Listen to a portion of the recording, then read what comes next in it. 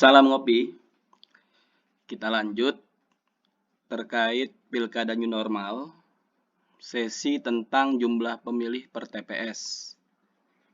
Nah, ini ramai di awal Juni kemarin. Sebelum sampai ke situ, saya ingin review tentang pengalaman pemilu 2019.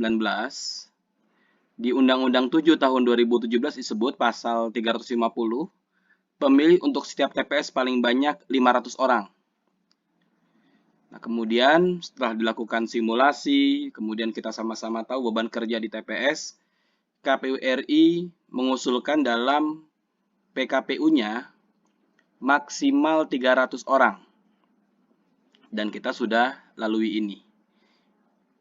Jadi dalam undang-undang, ketentuan paling banyak, maka dimungkinkan PKPU mengatur di bawah itu dengan pertimbangan-pertimbangan sesuai dengan asas penyelenggaraan pemilu atau pemilihan.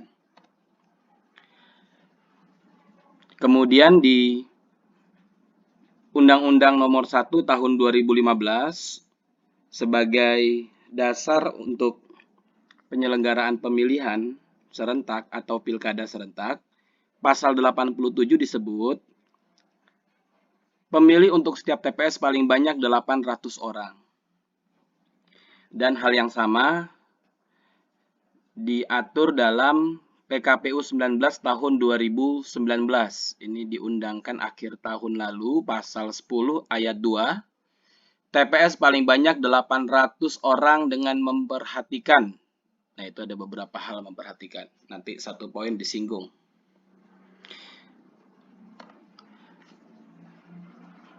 Kemudian, seiring dengan adanya pandemi COVID-19 yang salah satu upaya untuk mencegah penyebaran COVID-19 melalui aktivitas-aktivitas yang harus memenuhi prinsip physical distancing, maka pembahasan dalam RDP Komisi 2 dengan Mendagri, KPU, Bawaslu, dan DKPP menyepakati kesimpulannya.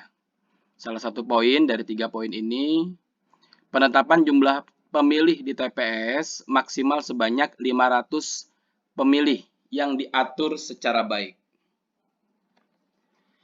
Nah, lantas kita lihat apa hal-hal penting terkait dengan physical distancing. Poin pertama, selalu jaga jarak. Kedua, selalu gunakan masker. Ketiga, selalu minimkan persentuhan. Dengan 3 hal ini, dimungkinkan semakin banyak potensi kerumunan, baik dari segi jumlah maupun waktu, berpotensi meningkatkan risiko paparan COVID-19. Maka, pertimbangan pemilih dari 800 menjadi 500 semata-mata untuk meminimalisir risiko penyebaran COVID-19 di TPS. Dampaknya, dalam konteks kuantitatif, manajemen risiko berkurang 37,5%. Tingkat kerumunan menjadi rendah. Waktu pemungutan suara diharapkan sesuai waktu yang ada di undang-undang. Dikhawatirkan dalam pembahasan kami beberapa kali, bila pemilih 800, kemudian antrian diatur karena harus physical distancing, maka dimungkinkan atau dikhawatirkan waktu pemungutan suara bisa melampaui ketentuan yang ada. Kemudian bila pemilih 800, diperlukan TPS diperlebar. Nah, dengan 500 tidak lagi diperlukan hal tersebut. Termasuk pula menambah bilik suara. Nah, kalau 500 tidak diperlukan. Serta terakhir, waktu penghitungan suara akan semakin cepat. dengan 500. Dengan semakin cepatnya waktu penghitungan suara, kerumunan atau masyarakat yang berkumpul di areal TPS tidak terlalu lama. Memang konsekuensinya adalah anggaran bertambah. Namun itulah ongkos yang harus dikeluarkan guna meminimalisir risiko penyebaran COVID-19. Dari regulasi yang ada, dibatasi terkait dengan ketentuan tidak memisahkan pemilih dalam satu RT atau nama lain pada TPS yang berbeda.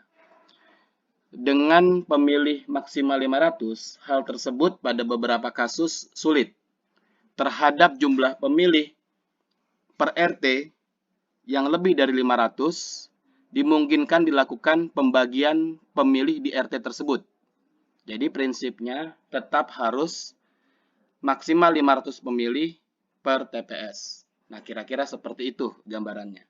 Ada juga, saya lihat di medsos misalnya, kenapa tidak 1000 saja atau 1500 dengan menambah waktu pemilihan. Tidak mungkin, karena waktu pemilihan sudah diatur oleh undang-undang.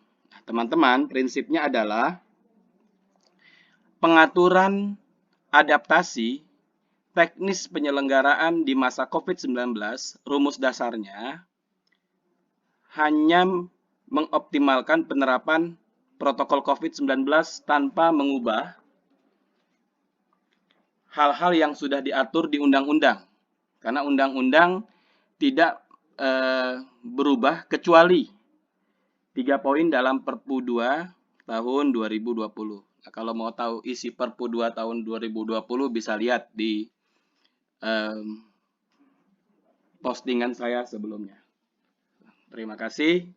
Mudah-mudahan clear, jelas ya, disampaikan kepada rekan-rekan kita yang lain.